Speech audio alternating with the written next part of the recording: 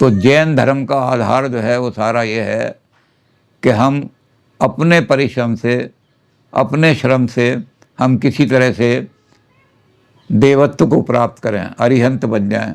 और अरिहंत बन जाएंगे तो हम तीर्थंकर में हमारा नाम आ जाएगा। ऐसे 24 आदमी जैनियों के हैं जिन्होंने इस तरह से अपने श्रमण परंपरा से। अब श्रमण परंपरा में दो बातें हमें दिखाई देती हैं।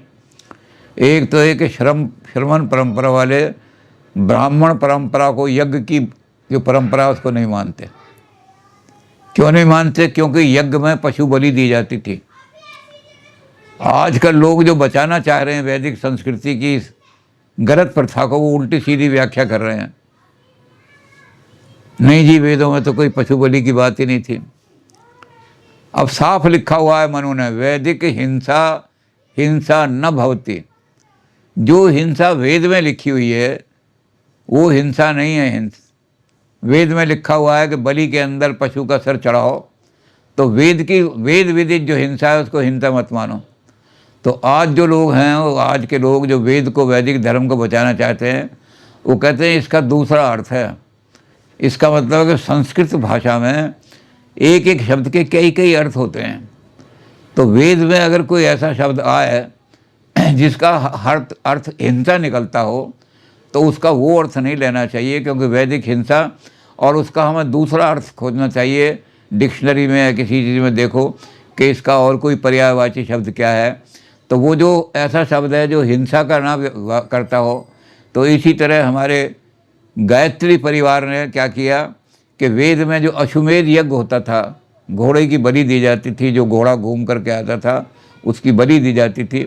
तो इन्होंने कहा कोई घोड़े की बलि का वर्णन नहीं है वेद में।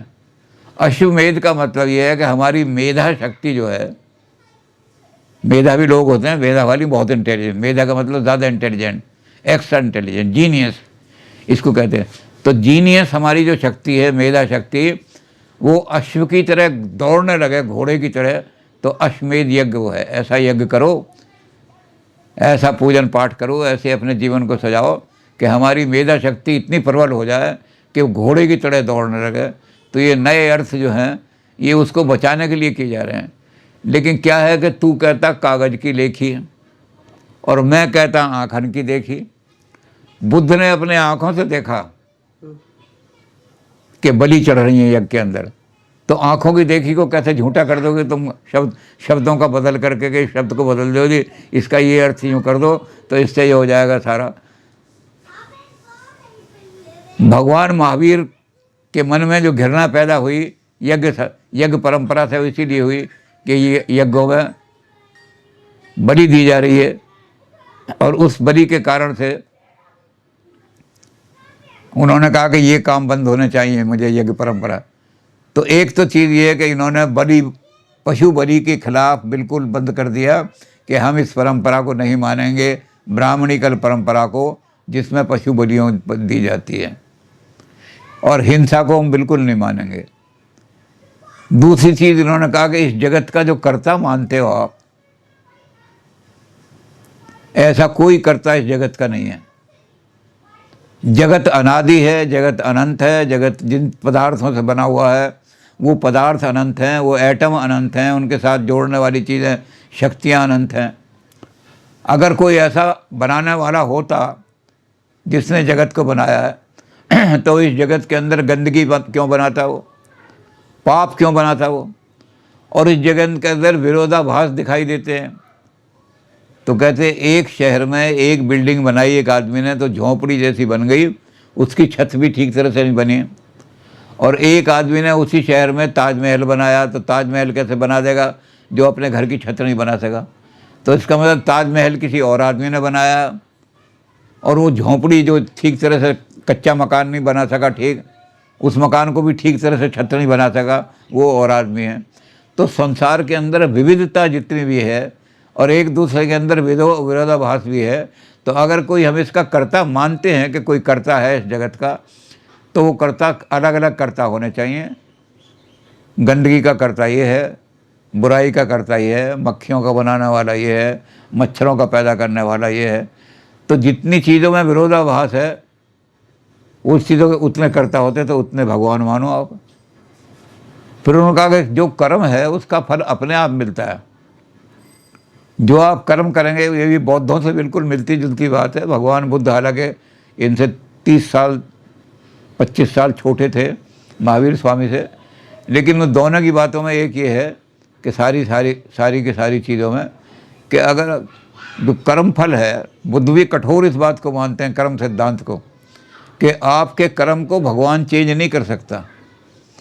और उन्होंने ब्राह्मणों को कहा कि तुम एक आम का पेड़ बो दो और मैं उस आम का जो तुमने पेड़ बोया है वहाँ बैठ करके मैं भगवान को रोज़ गालियाँ दिया करूँगा, तू गुंडा है, तू बदमाश है, तेरा नाश जाए। तो क्या भगवान उसको नीम का पेड़ बना देगा? और कहते तुम ये कीकर का पेड़ बो और उसके बाद रोज़ माला जपो, तो क्या भगवान उसको आम का पेड़ बना देगा? तो जैसा कर्म आप करोगे फल अपने आप पैदा होगा। कर्म को फल से जोड़ने वाली किसी शक्ति की आवश्यकता नहीं है, वो शक्ति कर्म के अंदर ही होती है। आप बुरे कर्म करोगे तो कोई भी उसको बदल नहीं सकता, आप अच्छे कर्म करोगे तो उसको बुरा नहीं बना सकता कोई। तो इसलिए ईश्वर की आवश्यकता नहीं है। तो जैन धर्म वालों ने ईश्वर को भी कर दिया और उन्होंने कहा कि हर एक मनुष्य दुनिया के अंदर जो है उसके अंदर इतनी शक्ति है कि वो अपने श्रम से, श्रमण है वो गुप्त रूप में, गोपनीय रूप में श्रमण है। वो अपनी शक्ति के साथ अपने सारे अरिहंता, अपने सारे अरि जो हैं उनको नाश करके और देवत्व को प्राप्त कर सकता है। तो आदमी के अंदर देव बनने की, भगवान बनने की शक्ति है। आदमी को ये नहीं कहो कि भगवान को रेडीमेड मौजूद है। आदमी को कहो कि श्रम करो, तपस्या करो, साधना करो और तुम भी भगवान बन जाओ, तुम भी तीर्थंकर बन जाओगे, तुम भी अरिहंत बन जाओगे। तो ये शक्ति हर एक आदमी के अंदर मौजूद है, हर आदमी अपनी शक्ति से। तो ये भगवान को नहीं मानते। पाश्चात्य में तो भगवान को पूर्व सिद्ध करने के लिए डेकार्ट ने बड़े प्रूफ दिए थे। यहाँ भगवान को नकारने के लिए जैनियों ने बहुत यही प्रूफ दिए कि भगवान की किसी कर्ता की ज़रूरत नहीं है विश्व के लिए। और वेदों को प्रमाण नहीं माना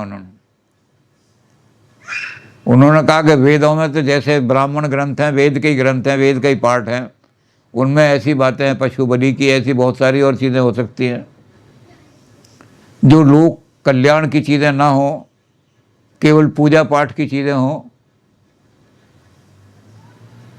जैसे गैलीलियो ने कहा था ना कि भाई ये जो सारा है, उसने दिखाया, वो दिखा करके कि ये चंद्रमा है, ये सूरज है, ये सारे गोले हैं, ये कोई थाली की तरह नहीं है। और पृथ्वी जो है वो भी गोला है, कोई चपटी इस तरह से फैली हुई नहीं है जैसे तुम मानते थे कि चौकोर है पृथ्वी, सूरज एक तरफ से निकलता है दूसरे। तो गैलीलियो को इन्होंने कहा कि ये तो डेमन का मैसेंजर है, मैसेंजर ऑफ शैतान, और उसको फांसी के लिए बात कर दी उन्होंने। लेकिन गैलीलियो की बात सिद्ध हो गई सारी की सारी। तो उसका फ़ायदा डेकार्टे ने उठाया। डेकार्टे ने जो अपनी थ्योरी दी, डाउट की थ्योरी, संशयवाद की थ्योरी जो दी, वो यही कहा कि जब गैलीलियो कह सकता है कि बाइबल की एक चीज़ असत्य हो सकती है, बाइबल में इस पृथ्वी को चको ऐसा माना है कि चपटी है ये, इसका एक सिरा है दूसरा सिरा, और वो पृथ्वी गोल हो गई। जब बाइबल की एक चीज़ गलत हो सकती है तो और चीज़ें भी गलत हो सकती हैं। तो इसलिए मैं हर चीज़ पर डाउट करूँगा, और डाउट करते करते जब तक कोई ऐसी जगह ना पहुँच जाऊँ कि जिस पर डाउट ना किया जाए, जिस पर डाउट करने से विरोधाभास हो जाता हो, अपने आप ही अपनी बात खंडन हो जाती हो, तो वहाँ पहुँचूँगा। तो ऐसे ही जैनियों ने कहा कि वेद में बहुत सारी चीज़ें ऐसी हैं जो सिद्ध नहीं होती, अनुभव में सिद्ध नहीं होती। आप अनुभव को सत्य मानो, जो हमारा अनुभव है उस अनुभव को सत्य माने, या वेद को माने। तो कागज़ की लिखी हुई को सत्य माने या आँखों की देखी हुई को सत्य माने? तो उन्होंने कहा कि इसलिए हम वेद को प्रमाण नहीं मानते। जो हमें वेद में अच्छी चीज़ लगेगी ठीक है, जो हमें लगेगी डाउट, उस पर हम डाउट करेंगे। तो इसलिए जैनियों को इन्होंने कहा कि ये दोनों तरह से नास्तिक हैं। जो मनु ने नास्तिकता का वो दिया है उदाहरण, वो ये दिया है, जो ईश्वर को नहीं मानता, भगवान को नहीं मानता, कर्ता नहीं मानता, कर्ता पुरुष को नहीं मानता, वो नास्तिक है। लेकिन शंकराचार्य ने कहा कि नहीं, मनु वाली बात को हम नहीं मानते, हम तो मानते हैं नास्तिको वेद निंदकः। जो वेद को प्रमाण नहीं मानता, जो वेद को मानता नहीं, वेद पर विश्वास नहीं करता, वो सबसे बड़ा नास्तिक है। तो जैन धर्म जो है दोनों दृष्टि से नास्तिक धर्म है, नास्तिक दर्शन है।